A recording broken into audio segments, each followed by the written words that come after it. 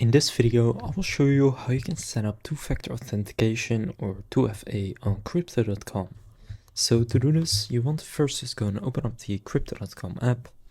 And then after you've done that, what you want to go and do next is click on the three lines in the top left. And then from here, you want to scroll down a little bit and click settings.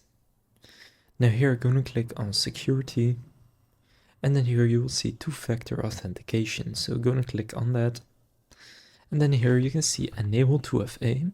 Now you just want to go and enable it. Now I already have it enabled, but after you enable it, you will then need to go and open up your Authenticator app. So personally I use Google Authenticator, and then in Google Authenticator click on plus in the bottom right, and then just click enter a setup key. And then here you can choose the account name, for example crypto.com, and then just enter the key that you got from crypto.com. And then just go and click on add, and after you click add, you will then need to enter the code in crypto.com that you have in your Google Authenticator, and after doing that you will have set up 2FA on crypto.com.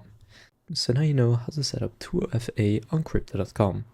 If this video was helpful, please consider leaving a like and subscribing to my channel.